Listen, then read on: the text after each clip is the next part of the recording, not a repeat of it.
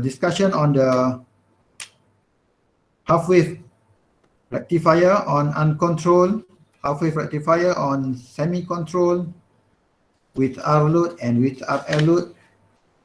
And now, next slide. By right this week, we should already discuss on the DC to DC converter, because next week you will have your holiday break, and next coming week, by right, when you come over to the campus or to the session, you will have your test 1, which will cover the chapter that we have learned up to date.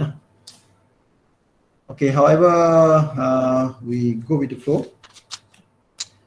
Okay, you can see my slide, okay? Okay, full wave rectifier with resistive load.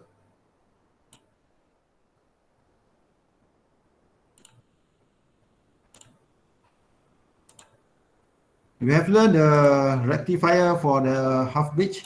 So full wave means that we are having a full bridge of rectification system.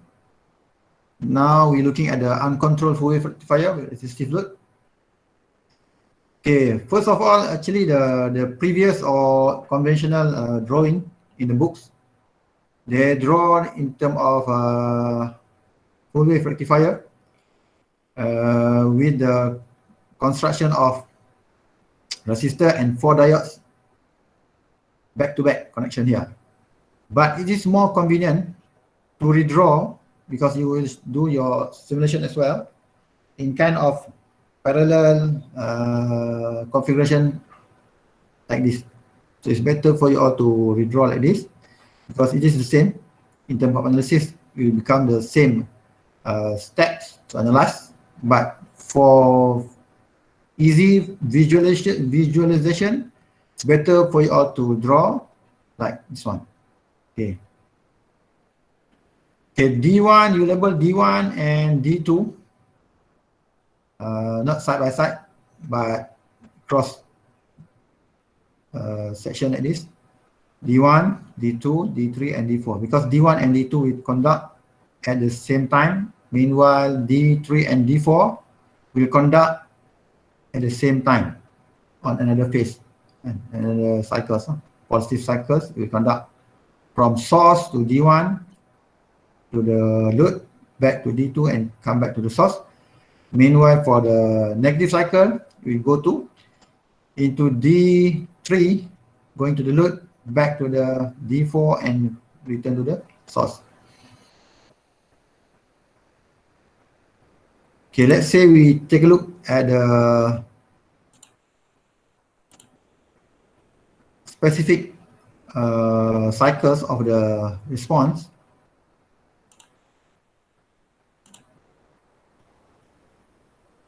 Wait,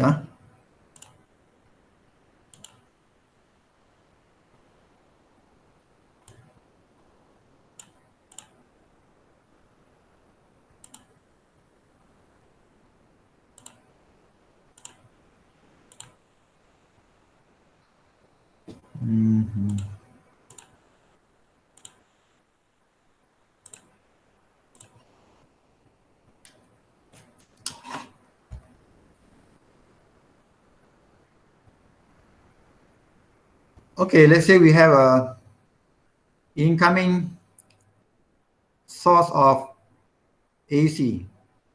Okay, this is your V source versus frequency omega t. This is one cycle of 2 pi, which is pi. So for the positive cycles, so what happens that the current will flow into your circuit through. It cannot go to D4 because it is the reverse bias. It's blocked here. D4 is blocking the current. So we go into D1. And it cannot go into D3 as well because it is a reverse bias. So the diode is blocking. So we go into the load. D1 to the load. This is for the positive cycles. And return back to the D4. Sorry, D2. and D2 back to the source. So this is for positive cycles. Okay, positive cycle. When it enters negative cycle means that turns back. Instead of going up, now the current is going downwards. So what happens that it will go through D3 and D3 again into the load, return through D4. So D1 and D2 will conduct on positive cycle. Meanwhile, on negative cycle, D3 and D4 will conduct. Means that at all the time, your load, which is V out here, will produce or will emit a positive output. And so you will have your output at this load with a positive average or RMS voltage, and as well as the current lah. Okay. So means that instead of you have an AC input, the output is rectified into DC, and for a smoother DC, later you can put capacitor in between your circuit here. Put a capacitor so that you have a smooth output lah. Okay. But our concern now is that to define in terms of how we want to recognize or how we want to understand the configuration and the flow of the current inside our circuit, inside our topology. So in terms of drawing, if you have to draw your full bridge single phase rectifier, we just draw a 4 diode in parallel, so the output connect to the load, and sorry, this one, the input is connect to the source. One is positive, another one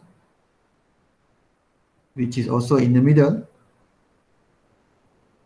connect to the negative, positive, negative, and the output connect to the load.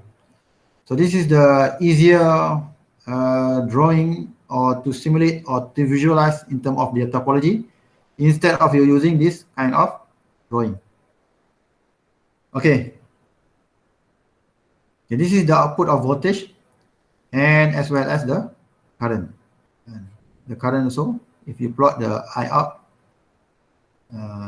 so you shall have the same per phase, means that the current will follow your voltage at the same phase angle, starting point and ending point, because this is a pure resistive load.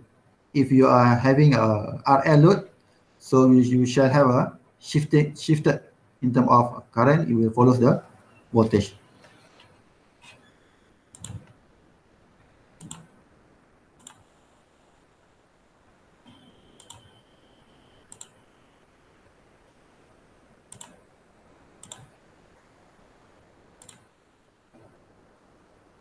So the explanation here will repeat what I have explained to you all just now. Okay, the RMS current is the same as the RMS load current for this resistive load. The source current is the same as the load current for 1/2 of the source period and negative of the load current for the another half.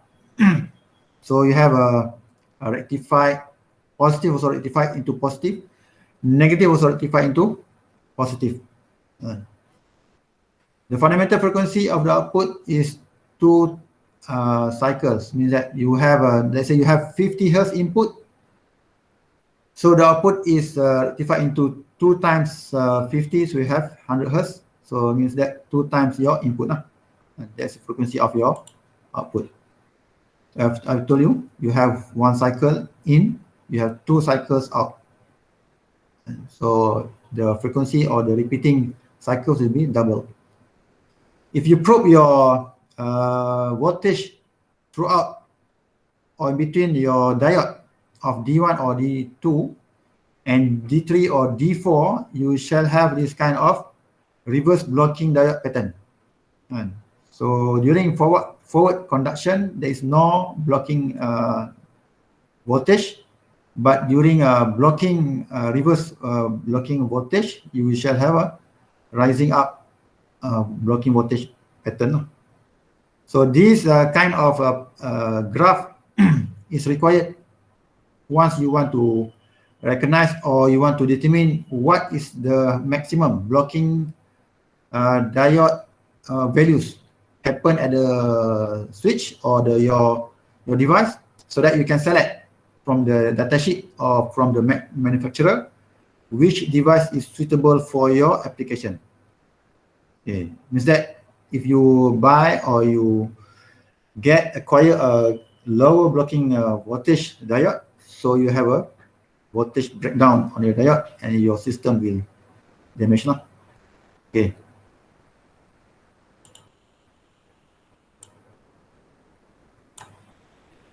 This is the pattern of your current. You have a double, twice the frequency as well. And during forward bias, the current is flowing instead of the voltage is now, it just blocked. So for D1 and D2, the current flows through during forward bias. And during reverse bias, the current is blocked.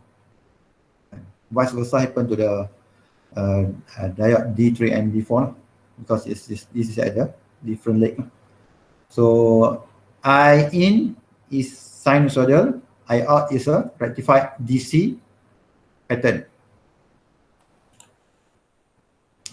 Okay, in terms of mathematical representation, so the pattern of your I out and your V out here can be represented by V out equal to Vm sine omega t for omega t between 0 to pi, and negative V max sine omega t because you have an input of negative but the output is positive, so you put negative here, it become positive for pi to full cycle of 2 pi.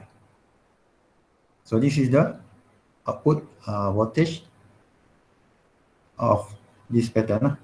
Okay. So we have an exam of open book, so you don't have to remember, but you should know where to get when you ask to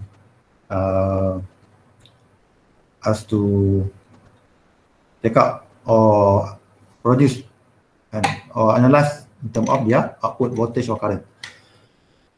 Okay, in terms of DC component output average value, this is the instantaneous value, and this is the average value, represented by 1 over pi. You integrate between 0 to pi. So this is the average value because they are all the same. So the amount is 2 V max or V peak divided by pi. And average current is defined by average voltage divided by R. So this is all the Ohm's law and the power triangle law, Kirchhoff law, and V equal to IR. So I equal to V over R. So if you're looking for average voltage, average current, so it means that you have to divide voltage, average voltage divided by load and R. Because your V average is equal to 2 V max over pi, when you put inside this equation, it become 2 V max divided by pi and divided by R.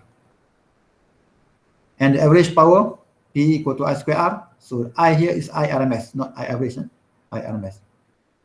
Absorbed by the resistor, the only element of your load which is resistive, so I square R. So I is equal to I max divided by Z2. And we have a sinusoidal pattern, so RMS is still divide I max divided by Z2. The source full current for the full wave rectifier with resistive load is a sinusoid, so in phase with voltage, so the power factor is 1. For resistive load, you have in phase of current and voltage, your PF should be 1. So you can prove that inside your simulation by that. Okay, the same configuration of full rectifier of this pattern, which you use this topology, which you use composed in terms of 4 power switch diode and 4 diode. You can also recompose using only 2 diode, but with a transformer, center tap transformer. So what's the benefit of center tap transformer? Means that you have a different windings between primary and secondary. Means that you can manipulate the windings turn numbers, because this is a transformer, to increase directly. And you have certain levels of input. You can have certain levels of different values or different magnitude compared to the input, maybe higher or lower compared to input, at a rectified DC voltage and current. Okay. So you have minimum half, means that instead of 4, you just need 2 devices with 1 center tap transformer to produce the same pattern output like the previous topology. So this is the configuration of full wave rectifier with a center tap transformer. So the pattern is the same. You have a positive cycle. So positive cycle, the dot means that the current flows into the circuit, and also the current here will flow into the circuit from the dot. So means that from positive, it goes into the load, positive into the load. Wait, okay, goes in positive into the load. So positive here, from up to down. So we crop it and put in the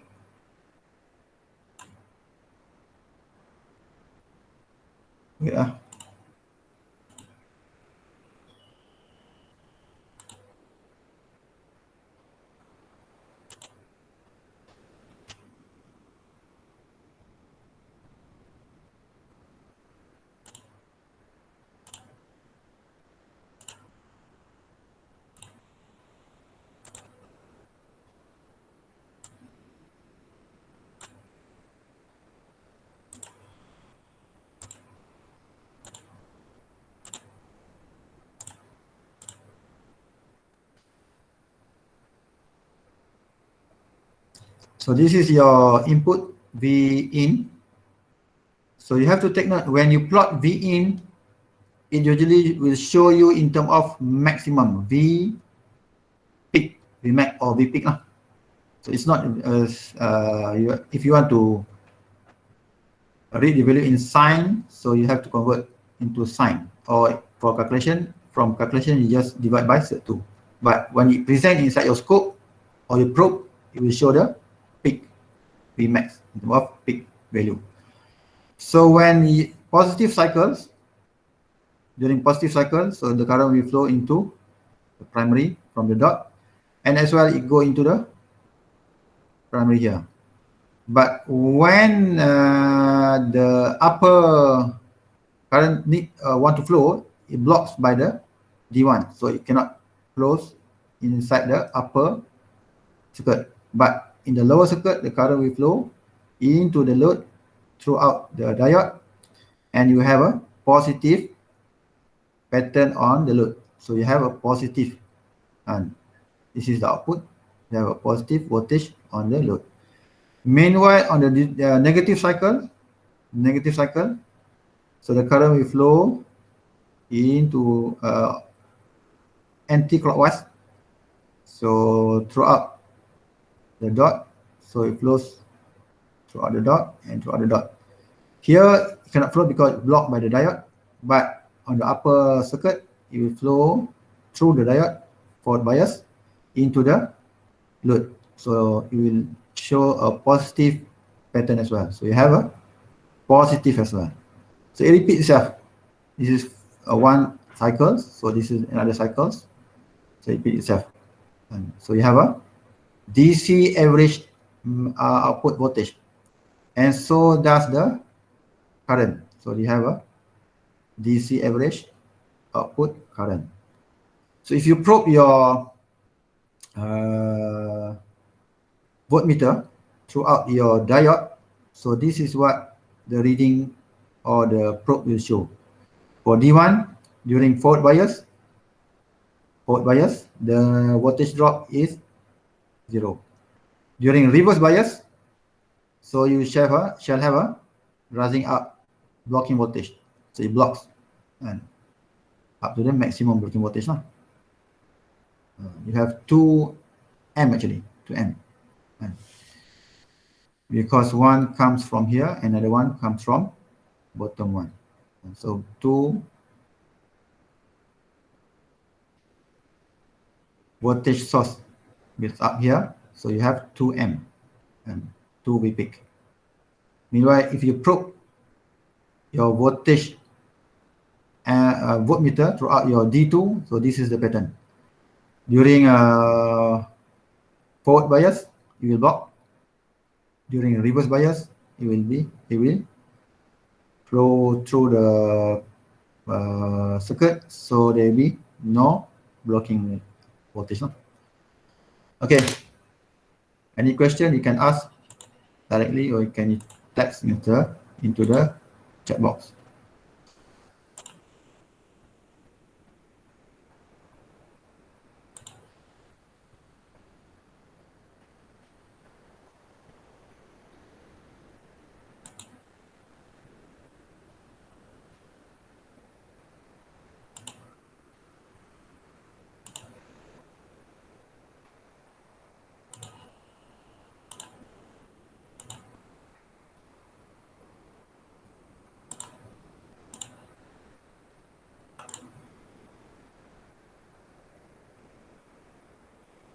Okay, you can read again regarding the explanation of the circuit. So I just summarize in terms of explanation. You can read again. Anything you don't clear, you can ask me. Okay, just now we have discussed regarding the uncontrolled. Means that we have a diode which is uncontrolled. Now we shall replace this diode with a semi-controlled and maybe a fully controlled power switch. When we talk about power switch, means that the element or the device should conduct not in milliampere but in amperes of current values. No? So control full wave rectifier with a resistive load. Still a resistive load. So now instead of diode, we have a SCR, silicon control rectifier. SCR. This is the full bridge configuration, single phase full bridge configuration. Meanwhile, this one is a single phase center type transformer configuration. What happens is that when we have a mark or we have a triggering component here, means that we shall provide an angle of firing signal. Alpha is your firing signal. Means that the starting point of your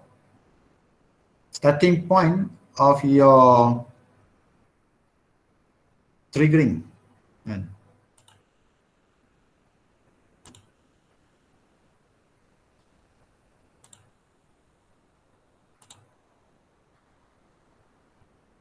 Sorry.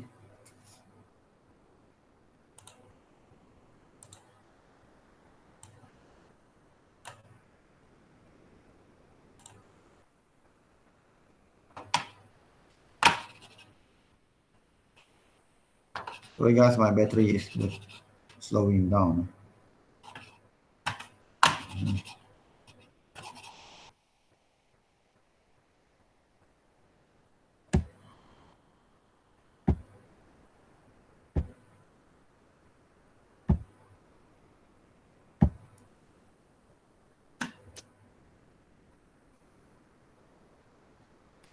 Okay, means that we have an input of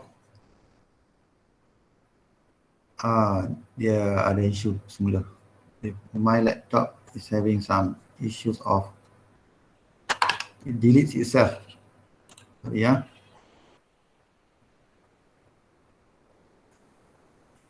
Cannot write.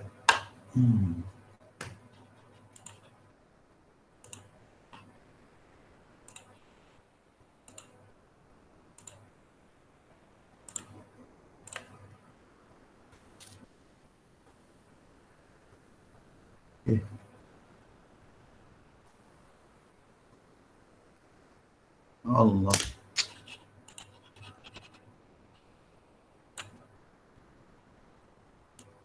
I think got some virus on my laptop.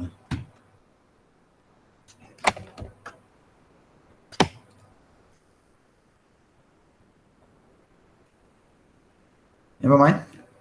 Okay, during positive cycle, right?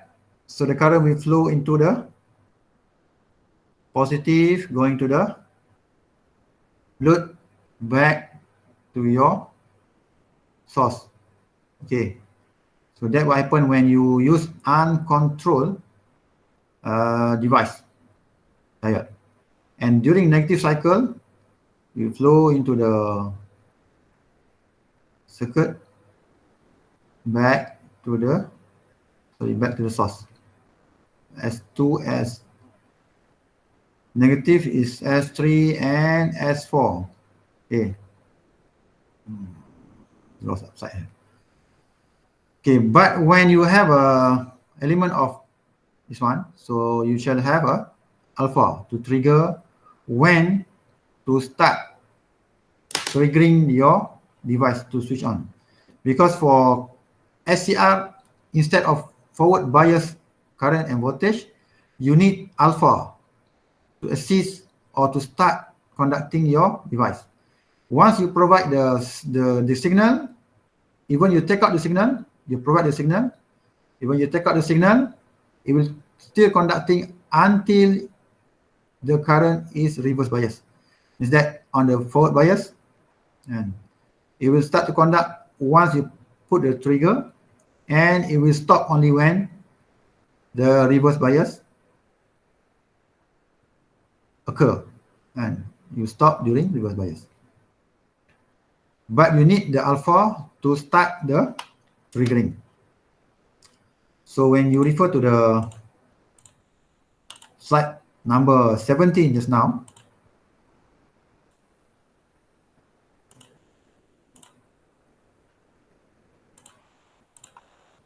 means that you need an alpha.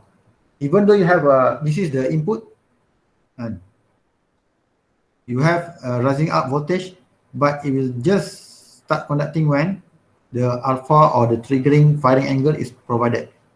You provide alpha, start to trigger, so you start to conduct. You shall have your output voltage.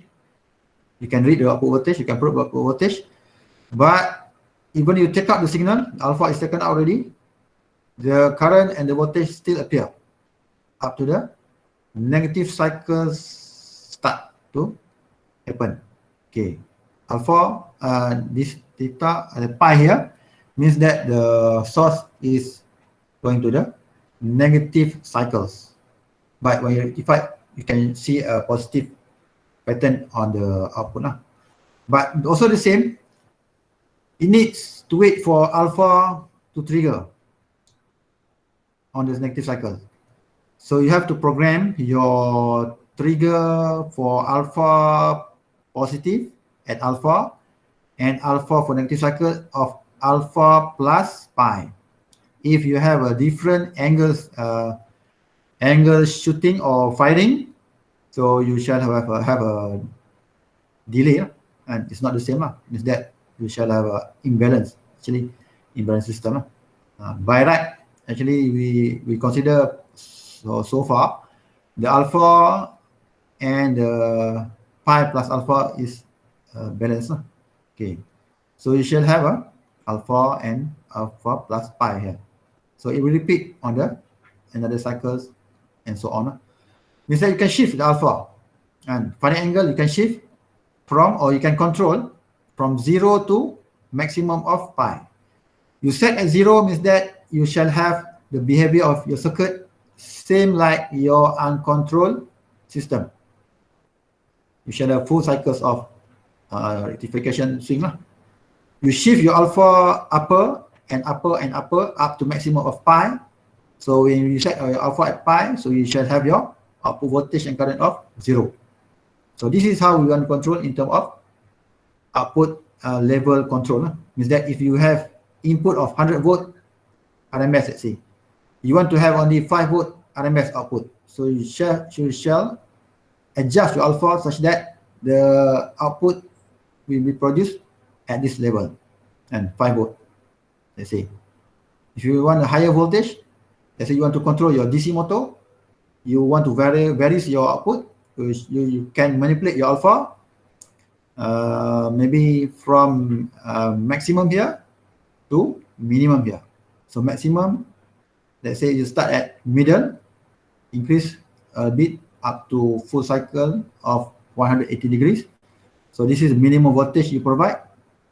When you shift alpha here, you have a maximum voltage provide to the system. Okay. Okay, in terms of your output voltage values, mathematically we can represent like the formula given. You can take a review from the books. So it summarized as V output average equal to Vm divided by pi times 1 plus cos alpha. And so the effect or the values that affecting the output only due to alpha. If you have alpha of 0, so the output will be the same like output of average voltage of your uncontrolled system. But when you involve alpha, so you have to plus 1 plus cos alpha times Vm over pi. And also the output current is equal to average voltage divided by R. And also delivered power is equal to I square I RMS I square R, whereby I RMS is equal to the formula given here. Okay, this is the calculation method of how you want to obtain in terms of average voltage, average current, output, power absorbed or delivered to the load, and RMS current. But in another method, which is actually we have convert in terms of formula into graph, which so-called PE curve, alternate curve method. Instead, because in this syllabus, what we want to do is that we don't want you all, we're not stressing you all to remember or memorize the formula. We want you all to understand the system, the whole system. We want you all to understand. So you can use any kind of assistant, like we have told you before. You can use PSIM, PSpice, LTSpice, MATLAB, MATCAD, whatsoever, to assist you all to understand the topology and to analyze the circuit. So if you take a look at your hard copy of your PE curve, instead of a half-wave bridge rectifier, so we go to the second last page of your datasheet or PE curve sheet, which shows the full bridge rectifier topology for rectifier. But take a note that the drawing here is the conventional drawing, which have a back-to-back configuration. But if you draw in terms of topology that we have mentioned just now, so the analysis is almost the same. So our focus is that on the PE curve element or attributes that being charted into the graph. Okay, we have here VOMN, means that V output maximum normalized, and this is the ratio value compared to the real value. So this is the ratio actually. So like say we have VOMN, V output maximum normalized. We have power factor. We have P output normalized. We have V output RMS normalized. We have voltage, output voltage, average normalized, and V out RMS, V out average, P out power factor, V out maximum normalized. This is V source actually. Sorry, V out maximum normalized. Yeah. This is maximum output. Sorry. This is average. This is RMS. So this is all the output, not the source. Okay, means that you can. So the alpha is able to be triggered between minimum of 0, means that you trigger at initial 0, or you can control up to the maximum of 180° or pi or half cycle. You cannot control more than that because we can adjust up to pi only. And the another half cycle is pi plus alpha. So that's for another leg of SCR. And so for the first leg of SCR, so from 0 to pi, and another leg from pi plus from pi to pi. Okay. So for the real value is that we have here V output maximum normalized. So how much is V out maximum? So V out maximum is equal to V output maximum normalized times V peak. So what about power factor? So when you trigger at 0, your power factor is 1. Once you increase your alpha, the power factor will reduce accordingly. So this is the reduction value ratio down to 0.05 and lower. When it reach or your alpha increase to 180°. Same goes to your P out. At minimum alpha, you will shave your P out at highest maximum 1, and means that P out is 1 times P max, and P max is equal to V in times I in at alpha equal to 0. Once you increase your alpha, your P max will also P out will also reduce, and with this ratio. So P out is equal to P on times P max. So P on reduce, so your P out also will reduce. Same goes to your V output RMS and V output average. Okay. This chart is important for you all to actually, this is for approximation. And usually when you use mathematical concept or approach, you should have a slight what so-called deviation compared to graph, because the graph, the range is not so precise, but the precision is not important because we are doing approximation of or estimation of the performance. Okay, so it is still acceptable if the result is between 5 to 10% deviations. No? Okay.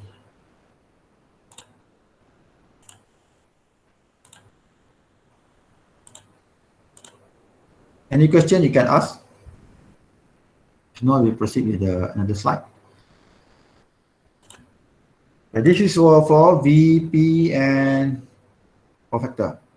Meanwhile, if you refer to the next curve, your slide or your data sheet shows the current attributes.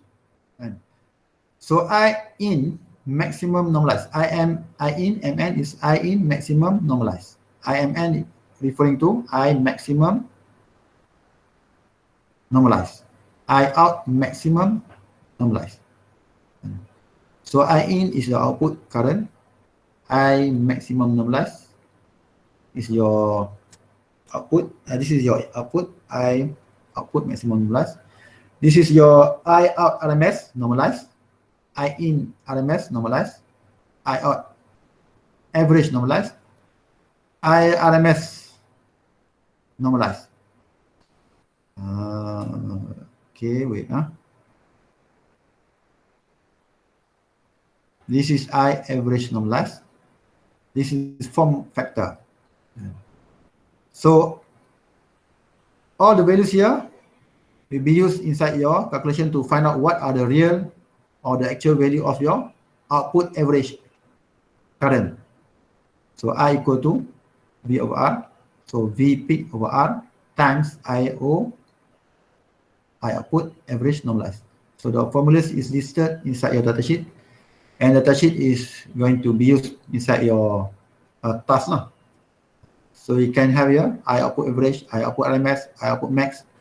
all depend on the alpha. Once you adjust or manipulate your alpha, so all the values here will tend to reduce, except form factor lah.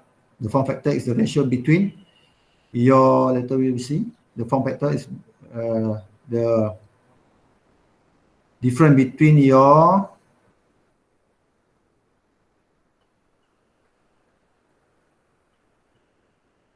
RMS value compared to average value.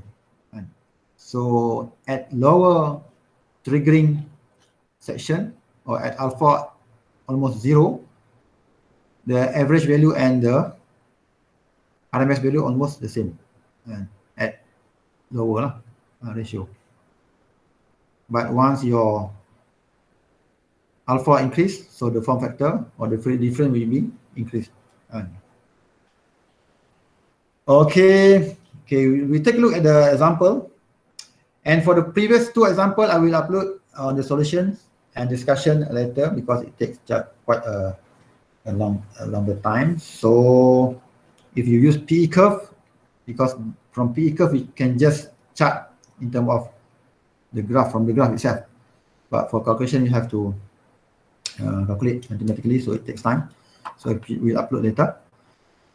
So for control full wave rectifier resistive load, we have 60 Hz input to 124 volt RMS. So you have to take note on the term. Sometimes we put RMS, sometimes we put peak, put it in peak value. So here we have 120 volt RMS, 60 Hz, 20 ohm, alpha is 40. We set at 40. To determine the average current in the load, the power absorbed by the load and the power factor. So mathematically you can use the formula, which is V out average equal to V peak divided by pi 1 plus cos alpha. So cos alpha is given 40. So V peak is equal to 2 times 120 divided by pi. So you get output of 95.4 volt. Instead of input 120 volt, when you shift your alpha up to 40 degree, the output is reduced to 95.4. What happens if you increase further? Instead of 40, maybe up to 80, 100, 110, 120 like that. So you shall have your output which is reduced accordingly, because from the graph that we take a look just now, so your V out will tend to reduce. So V out average normalized times V peak. So V out average normalized will tend to reduce. At 40, you have certain value. You increase further, the output will reduce accordingly. Okay. So what about the load current? So you can divide the average voltage that you calculate just now, divide by R of 20 ohms. So you get 4.77 ampere. And the power absorbed, you find out the RMS value using this formula, V peak divided by R. This is mathematical approach using alpha that provided values. So you calculate, you get IRMS of 5.8 ampere. So absorbed power is equal to IRMS squared times R. So 5.8 squared times 20. So you have 673 watts. So this is using mathematical approach. What about the power factor? So power factor is equal to P divided by S. S means that your input voltage times RMS current, 5.8 times 120. P means your absorbed power. Your absorbed power means that your IRMS of your absorbed power load 5.8 square times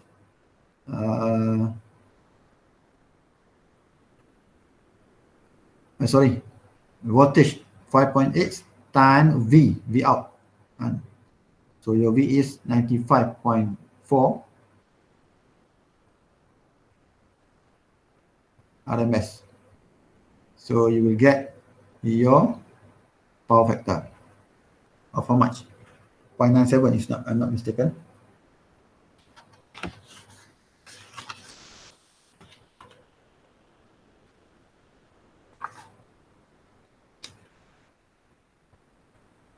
.97. Okay, this is using mathematical value. Let's say if you tend or you want to use your curve. So at 40 degree of triggering, so you shall have your VOR output average, V out average normalized. And because we are looking for average, so VOAN times V peak. So VON at 40, it will go to, so this is 0.55, 0.6. So at 40 will be 0.56. And so 0.56 times V peak. So you shall have almost the same like the value that calculated just now. And so 0.56 times 2 and times 120. So you shall get the value almost the same like this. Same goes to your IRMS and also your output power. Okay, we take a look how to use a PE curve directly using this example. So maybe more example I will discuss offline. I will pick up from the books and I will discuss offline on the asynchronous session. So let's say we have this kind of circuit with the V in of 240 volt RMS, alpha set at 40, load of 20 ohm. So find out all the values here. If you want to use mathematical models, mathematical methods, so it will consume a lot of time and to find out all the values here. But when you use PE curve, so you can determine faster. So let's say you're looking for peak voltage. So peak voltage, if you take a look at your PE curve, it's already mentioned. P out is equal to V output peak is equal to 2 times the RMS. And this is the formula, the power triangle and the Ohm's law. V peak equal to V RMS times 2. So V RMS is equal to 240, which is mentioned just now. So you get 339.4 or 340 volt like that. And so if you looking at the graph, means that the V output normalized here is equal to 1. So V output peak is equal to V out maximum normalized times V peak. And so you can see that the pattern, from the pattern, the V output peak remain as the initial peak up to 90 degrees. One exceeding 90 degrees means that your alpha exceed 90 degrees, the peak voltage will reduce because you trigger after the half of the positive cycle. So it follows the reduction of your pattern or your curve. So we reduce accordingly and down to maximum of 180 degrees triggering of 0 output peak voltage. Okay. So what about the average output voltage? V out average, VO average. And at 40 degrees, VO average is equal to V out average normalized times V peak. When you plot at 40 degree, so you can see that the V output average is equal to almost 5.56 and almost 0.56. So 0.56 times V peak, which is 2 times 240. So the output average is equal to 190.1 volt. So you might have a different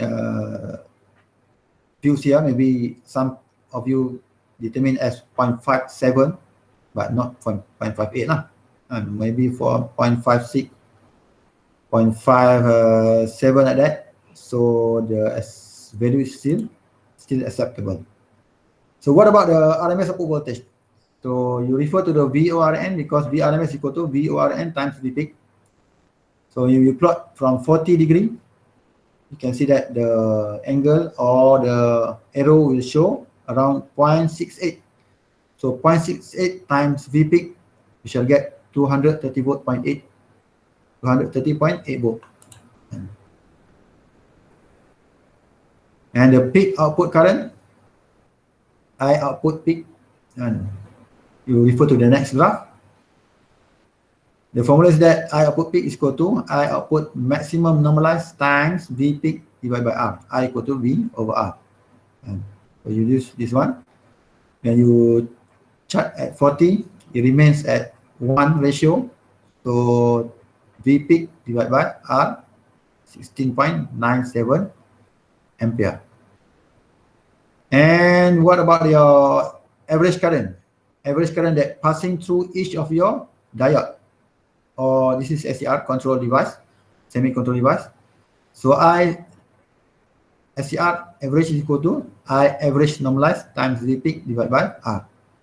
So IAN and average normalized divided by R.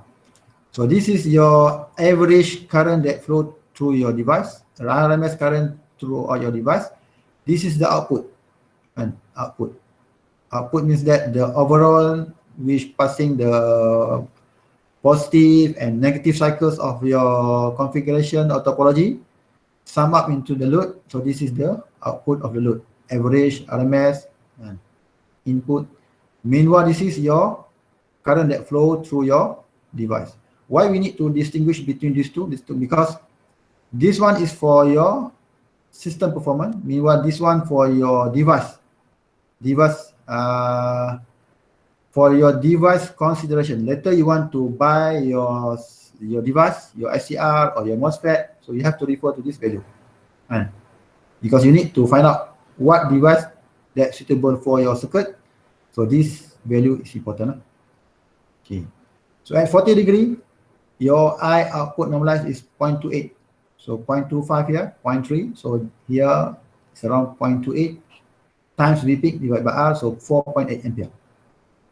Just now, your overall output peak is 16, but the current that flows through your device is only around 5 or 4.8 ampere.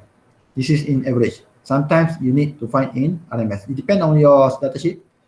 If your datasheet that you want to buy your product or your device mentioning in RMS, so you have to find RMS current that flows into your system before you buy the device. If it mentioned in average, so you have to find in average.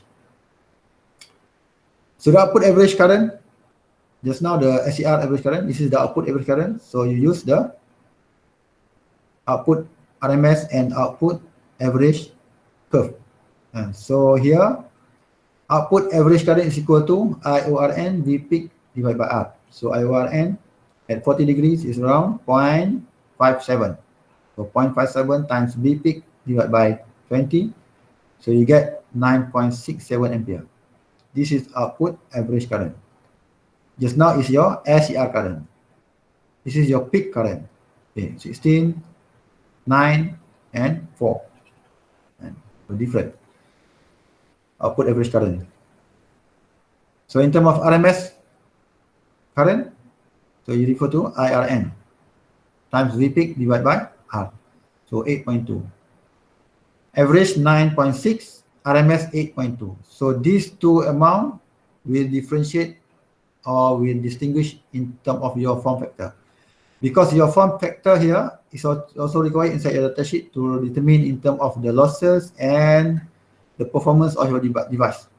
And later we shall discuss or we shall take a look on the different chapter.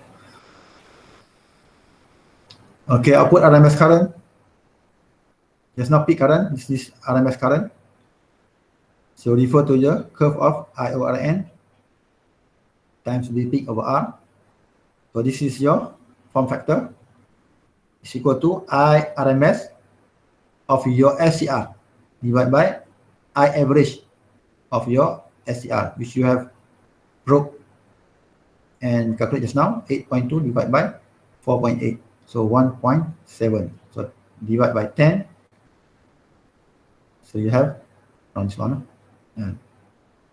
So the form factor is 0.17 times 10. 1.7. Or if you probe directly with alpha, you can see here around 0.17. 0.17 divided by 10, so you get 1.7. Times 10 bukan divide by 10. This is the multiple of 10. This is the division of 10. So in terms of output power, maximum output power is equal to input voltage squared divided by R. So this is output power maximum, the availability or the capability of this system, how much it can deliver. But in terms of output power at certain alpha, you trigger at 40, so this is the alpha. So at 40 degree, P output normalized times P max, and P max here 2880. So when you trigger at 40, so your P output normalized is 0.94 times 2880. So means that at this point of triggering, the output delivered to the load is 2707 watt. Okay. So input VA, which is S equal to V in RMS times I in RMS. So input 240, I in RMS you calculate just now, 11.54, 2769. And just now is 2707. So the factor you can divide 2707 divided by 2769, you get 0.97 power factor, or just bundle up to 0.98. Okay, this is maximum forward voltage for your SCR.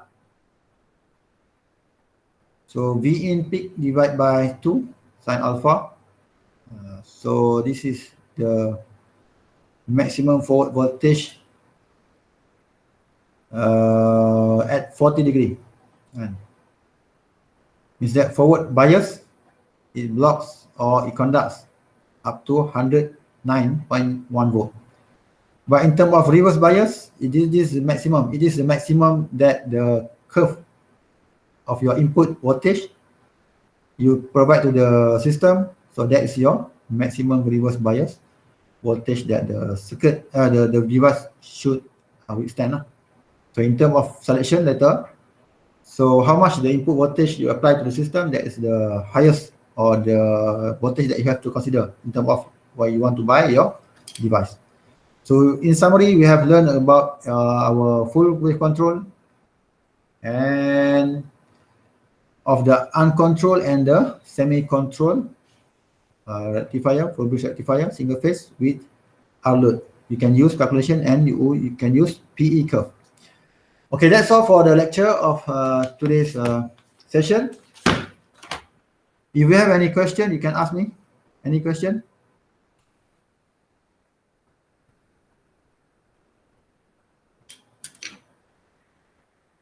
Any question from the floor?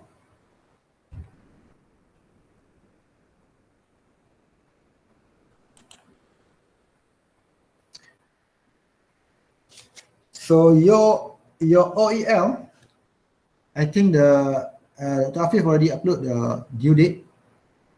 So please abide to the due date, and also we shall have a test one once you return from your mid-sem break. We shall decide the date. So when we publish the date, please confirm that you are available at that date. If you have any issue, please consult us upfront. Okay, is there any question?